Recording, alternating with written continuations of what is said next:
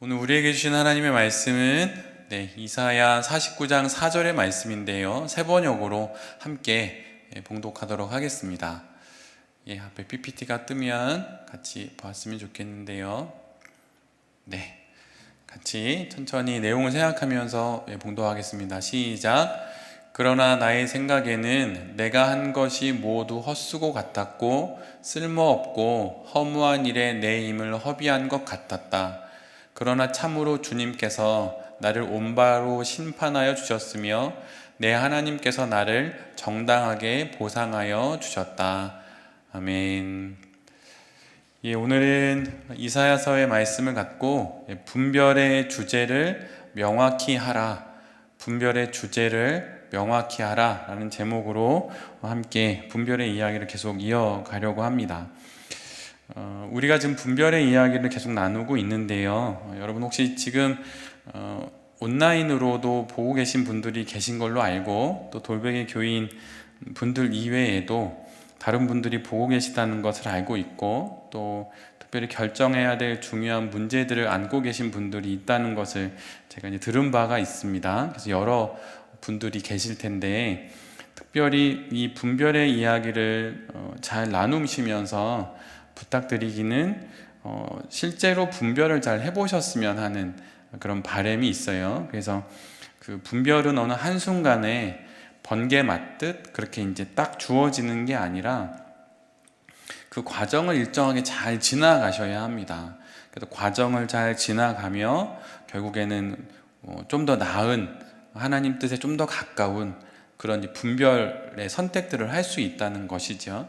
그래서 부탁드리기는, 우리가 함께 잘하고 계신지 안 하고 계신지는 전혀 모르겠는데 부탁드리기는 꼭 분별 일기를 쓰셔서 하셨으면 좋겠다는 걸 꼭 말씀을 드려요. 그래서 저랑 함께 영성일기를 하셨던 분들도 계신데, 그분들도 꼭 영성일기를 매일 쓰시면서 너무 어렵지 않게 그냥 쓰시면서 내가 분별해야 될 주제들을 하나씩 잘 한번 찾고 또 그 분별을 잘 해보셨으면 좋겠습니다. 그러면 이 과정들이 아마 여러분의 신앙의 여정에서, 저도 그랬는데요, 신앙의 여정에서 분별에 대한 이야기를 꽤 긴 시간 동안 차근차근 지나가는 것은 아마 이게 거의 처음일 것입니다. 그리고 이후로도 돌베개 교회에서 이거를 또 언제 다룰지는 잘 모르겠어요.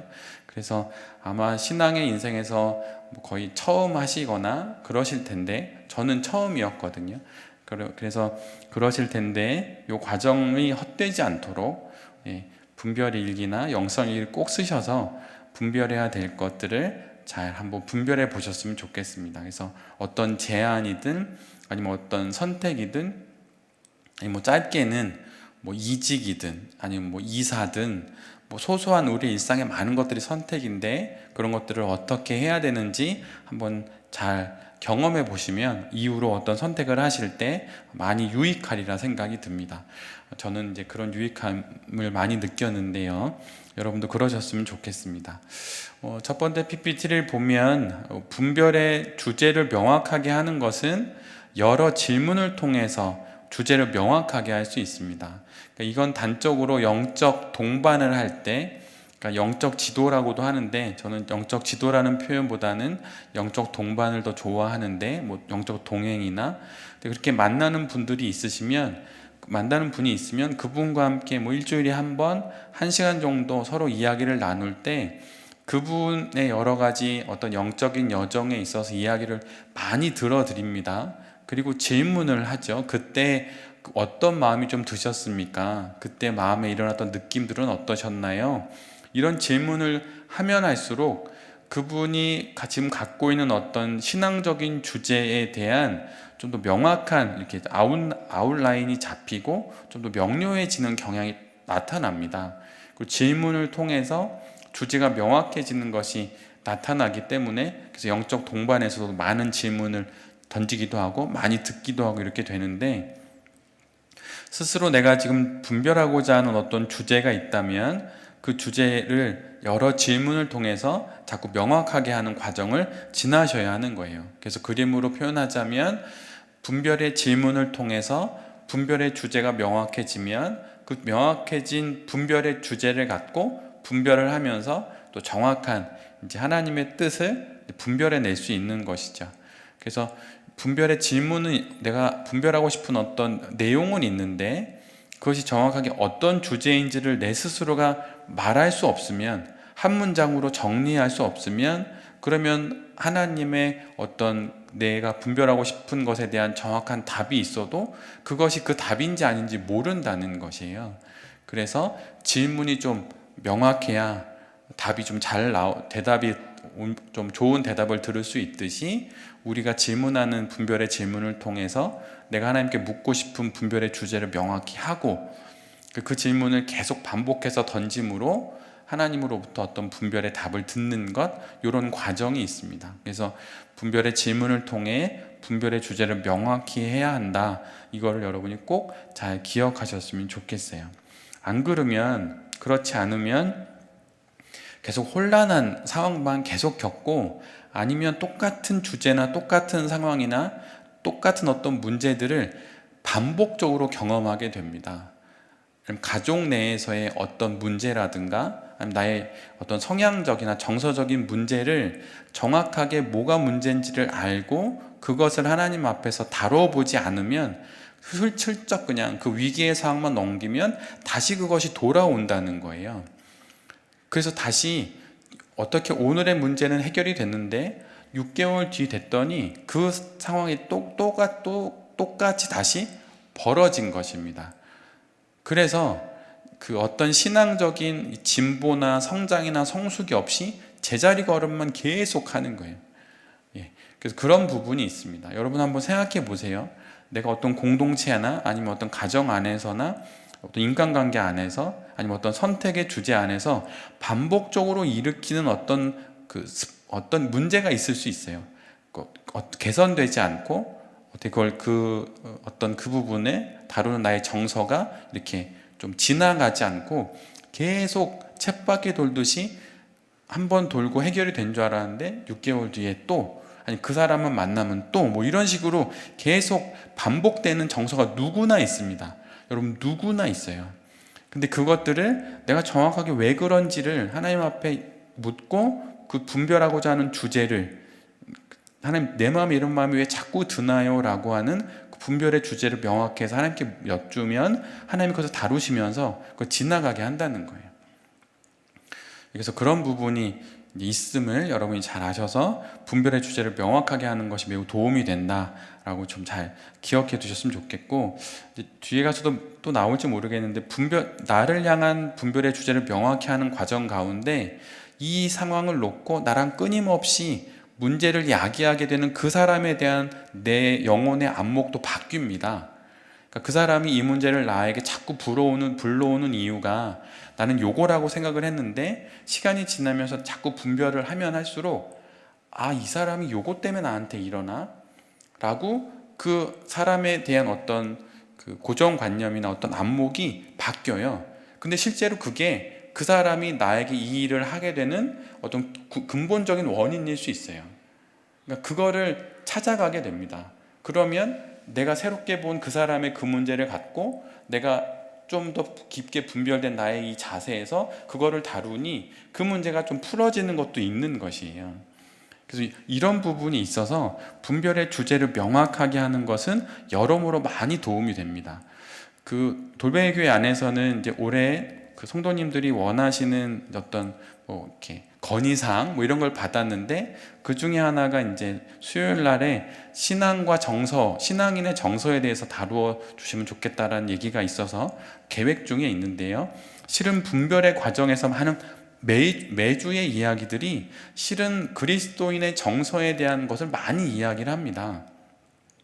그래서 이 부분이 이후로 좀 더 구체적으로 다루게 될 신앙과 정서에 대한 어떤 큰 그림일 수도 있어요. 그래서 여러분 요걸 통해서 어떤 우리 눈에 보이는 이직이나 아니면 어떤 진학이나 어떤 그런 거의 분별뿐만 아니라 분별의 과정 안에서 벌어지는 신앙인의 정서에 대해서도 여러분이 얘기를 함께 나누면서 잘 한번 참고하시면 신앙의 여정에 많이 도움이 되시리라 생각이 듭니다.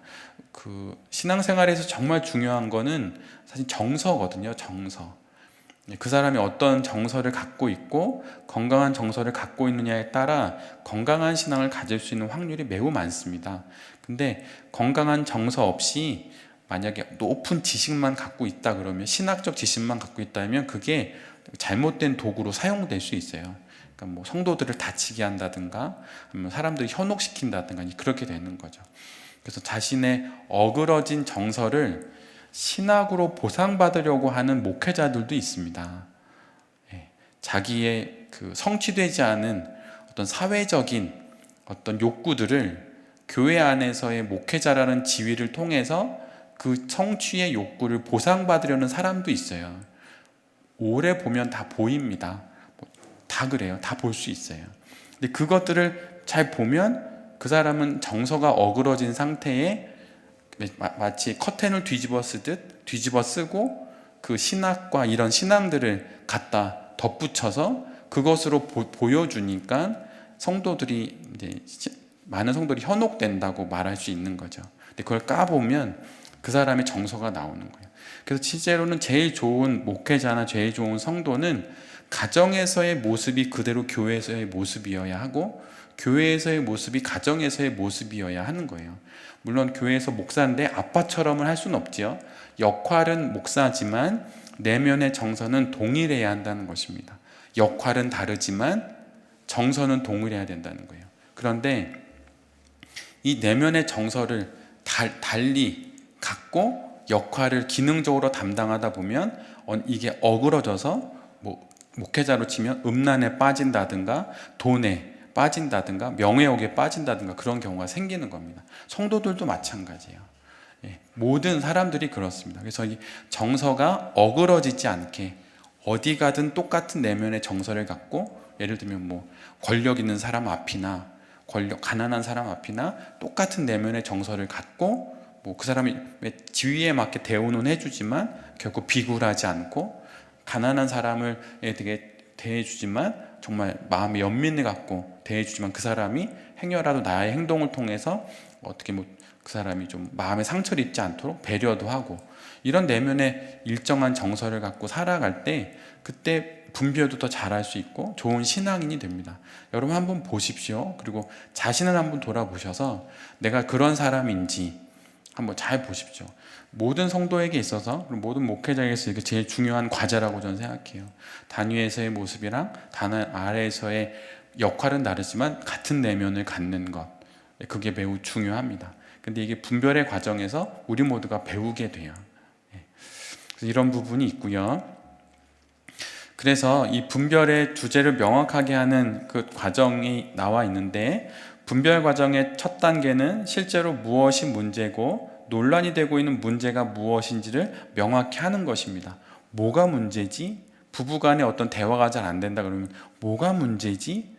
근데 알고 보니까 부부간에 문제가 대화가 안 되는 건 표면적이고 내면으로는 그 남편의 어떤 유년 시절에 성장기에 있어서의 어떤 상처가 자꾸 대화 가운데 드러나는 거죠. 그게 마치 이렇게 바늘로 쿡 찌르듯이 그런 이슈가 나올 때 탁 찌르면 그게 뻥 터지는 거죠.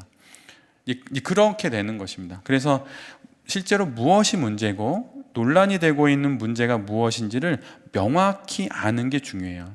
그래서 만약 대화로 치면 그럼 내가 정말 솔직하게 물어보는데 뭐가 문제인 거야? 자꾸 얘기를 하다 보면 진짜 마음이 나오겠죠. 그러면 그 마음을 이제 알아차리는 것입니다.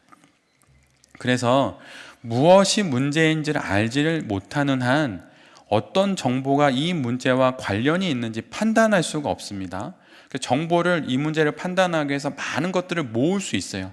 많은 조언도 들을 수 있고 또 많은 것들을 이렇게 정보들을 수집할 수 있지만, 내가 지금 무엇이 문제인지를 정확하게 알지 못하니까 이 정보 중에 A부터 뭐 D까지라 그러면 어느 정보가 이것에 유익하고 이것에 도움이 되는지 아닌지를 판단할 수가 없는 것입니다. 그래서 많이 모으긴 모았는데 우선순위 정리가 안 되니까 별로 도움이 안 되는 거예요. 그래서 판단할 수 없기에 많은 정보들을 중요도나 우선순위에 따라 분류할 수가 없습니다. 그래서 많은 정보와 조언이 의미가 없어요. 그 많은 시간들이 결코 도움이 안 되는 것입니다. 내가 이것을 어떤 문제 때문에 정보를 모으는지를 모르니까 도움이 안 되는 거예요. 그래서 분별의 첫 단추는 분별의 문제를 정확히 아는 것입니다.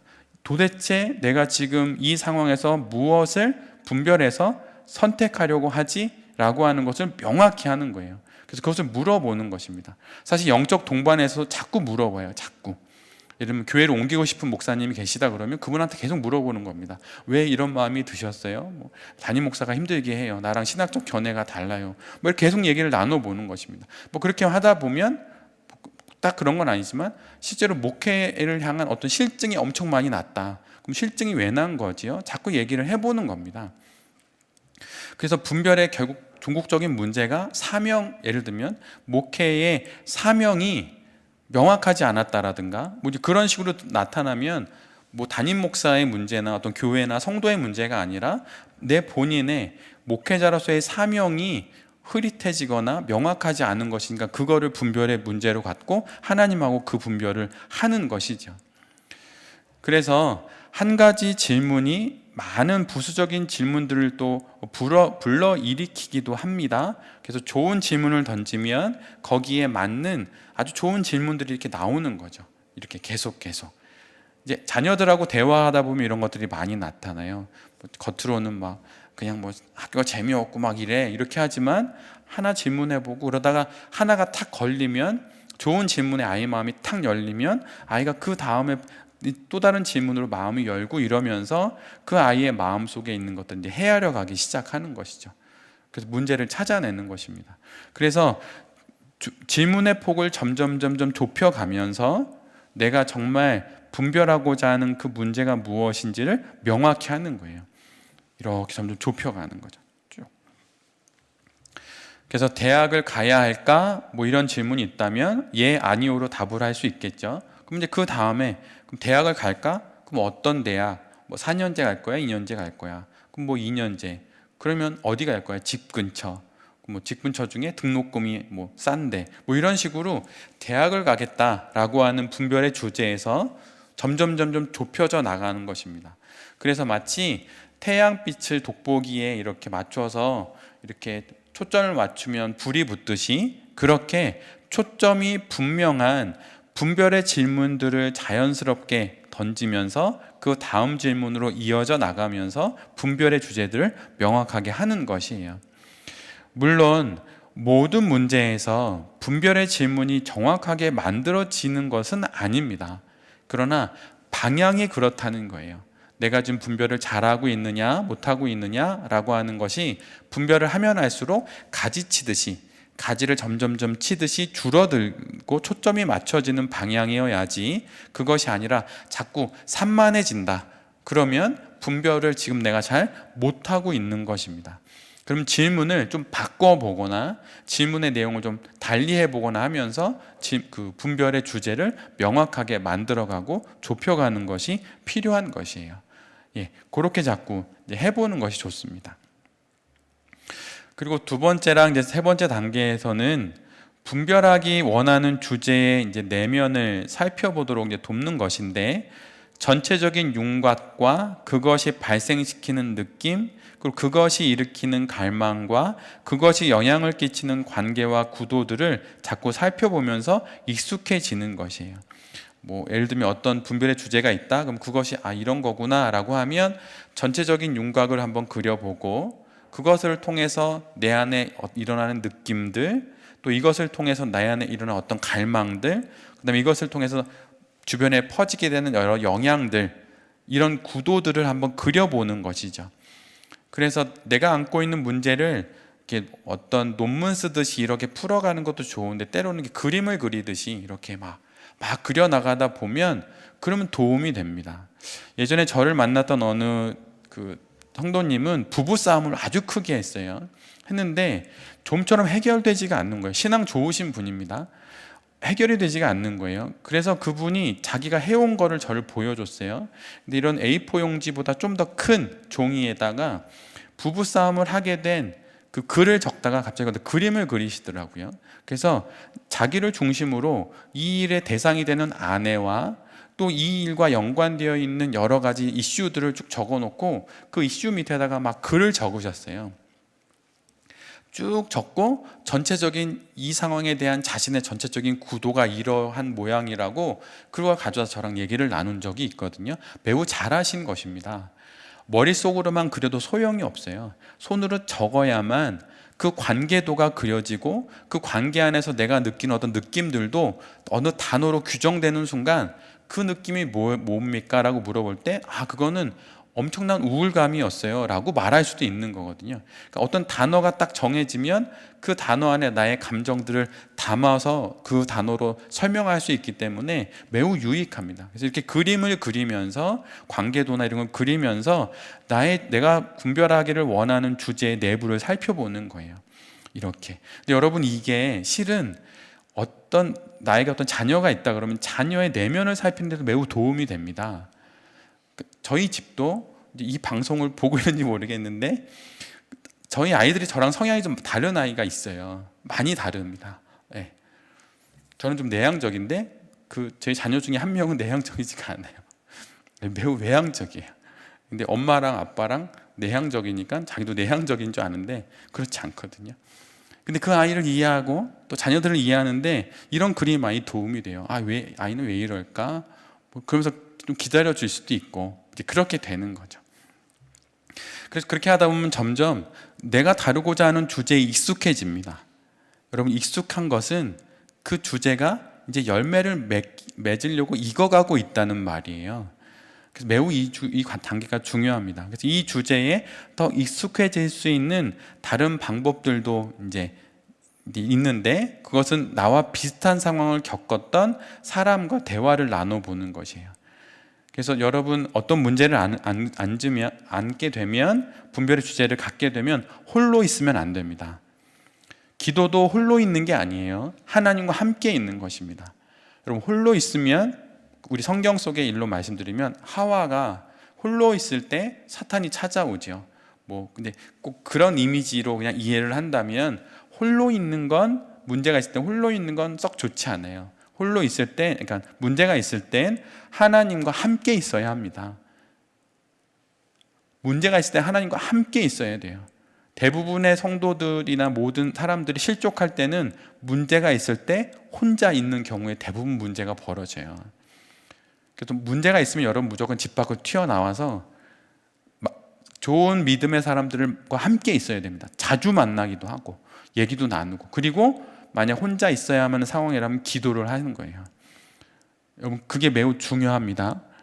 그래서 이렇게 내가 당한 상황, 내가 맞이한 상황에 이 상황과 익숙한 사람과 대화를 나누는 거죠.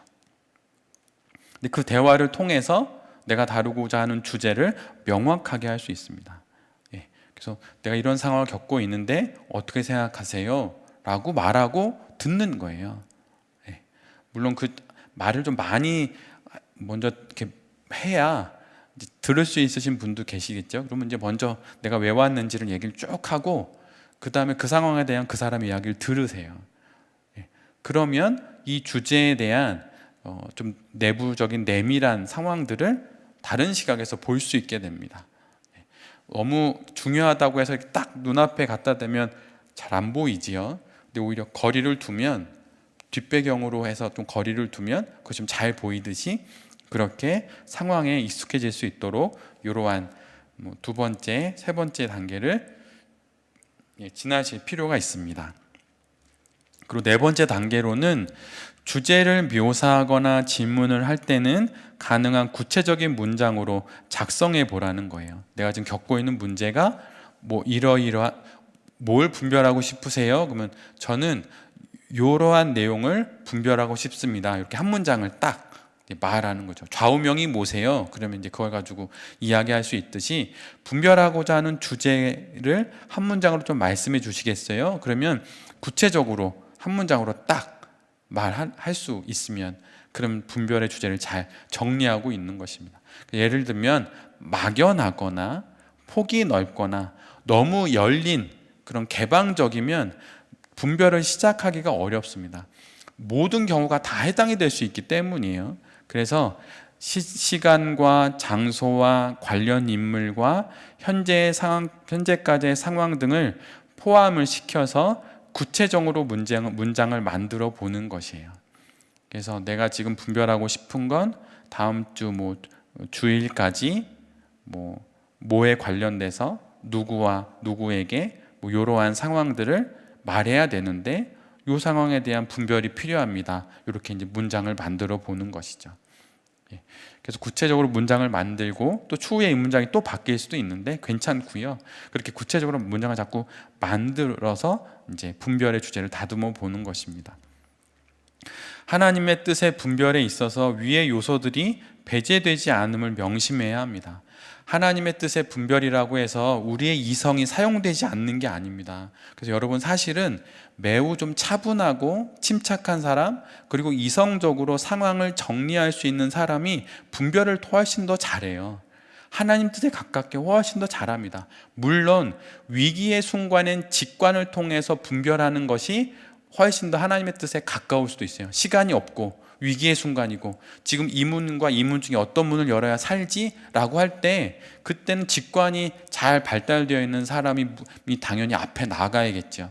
근데 일반적으로 우리가 이렇게 급한 일은 많지 않기 때문에 우리가 사는 인생 속에서 하나님의 뜻의 분별에 있어서 위의 요소들, 언제, 어디서, 누구와, 그리고 무엇을, 언제까지 이런 주제들이 포함되어 있는 그런 분별의 주제가 우리 일반적으로 하나님의 뜻의 분별에 해당되는 주제일 수 있다는 거예요.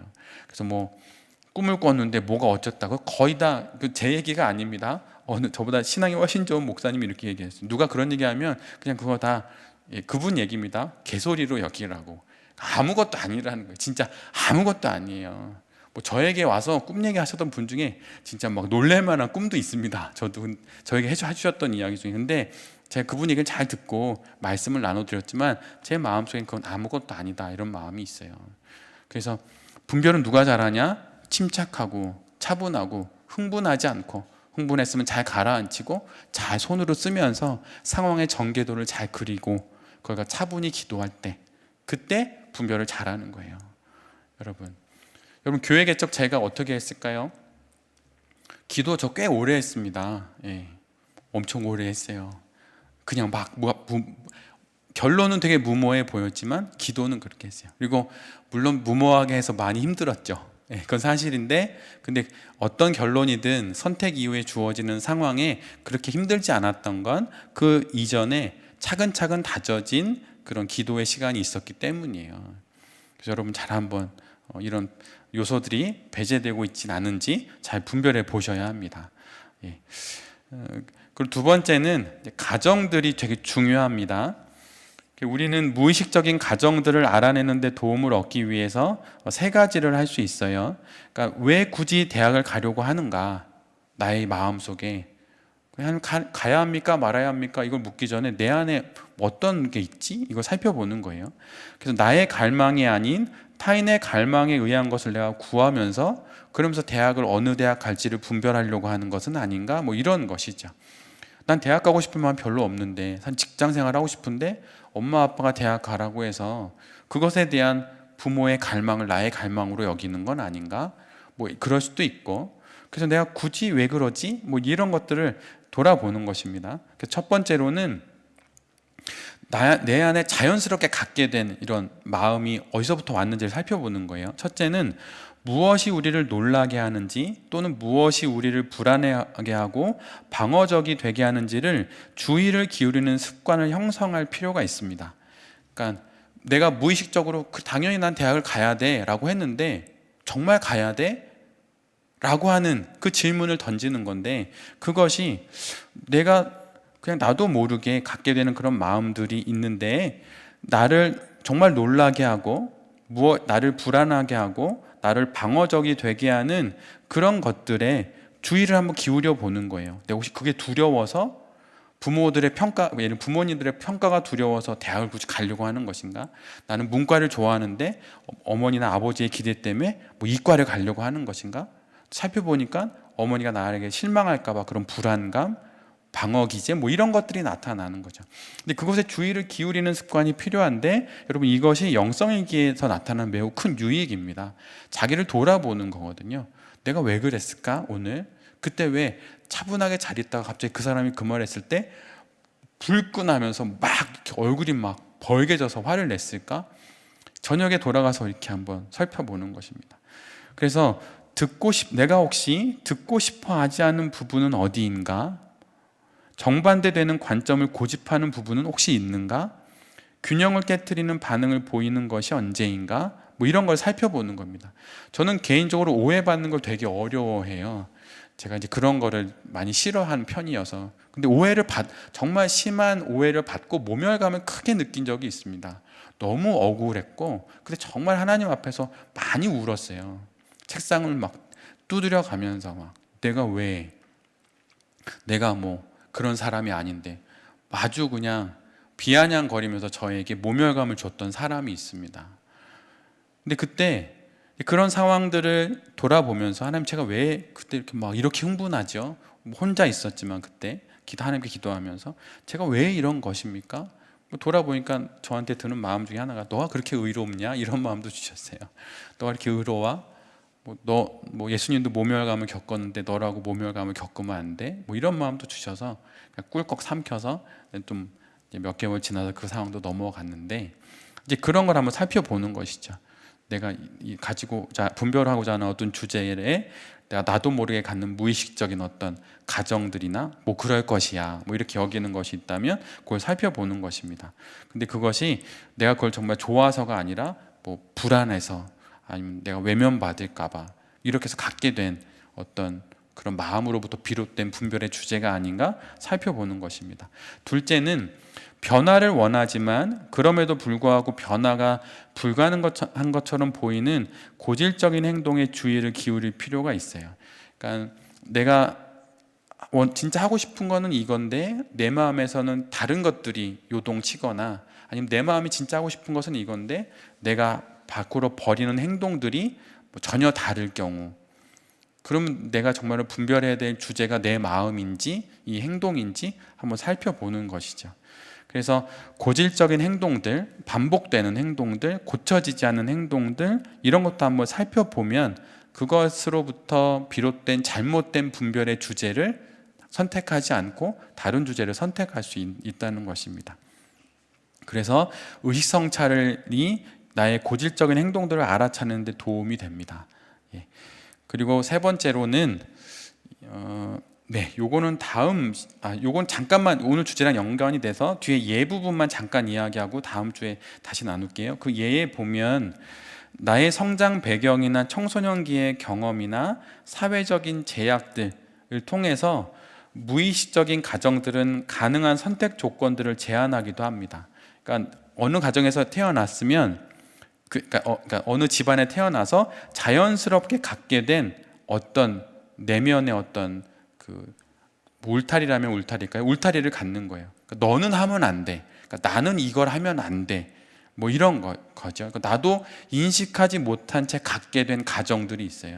근데 이게 그 예에서 바로 나오는데, 나는 성실해야 돼. 나는 위에 있는 사람에게 항상 순종해야 돼. 라고 하는 그 내면의 어떤 가정을 갖고 있었는데, 근데 그 윗사람이 나에게 잘못된 것을 지시한 거예요. 그럴 때 이게 충돌이 있는 거죠. 나 윗사람에게 순종을 해야 되는데 그 사람이 잘못된 것을 지시를 했어. 그럼 어떡하지?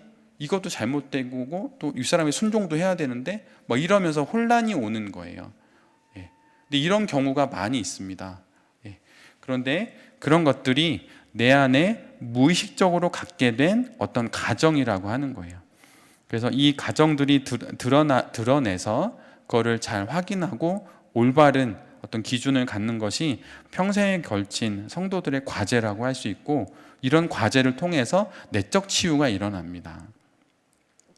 내적 치유 과정 1, 2, 3단계 쭉 여러 가지 있잖아요. 근데 그거의 그 내용은 내 안에 나도 모르게 갖게 된 어떤 무의식적이고 숨겨진 가정, 그러니까 너는 그래야 돼 라고 하는 나를 향한 잘못된 인식들을 들추어내서 그걸 하나님의 그 말씀과 하나님의 조명해 주심으로 그것에 대한 바른 기준을 갖는 거예요.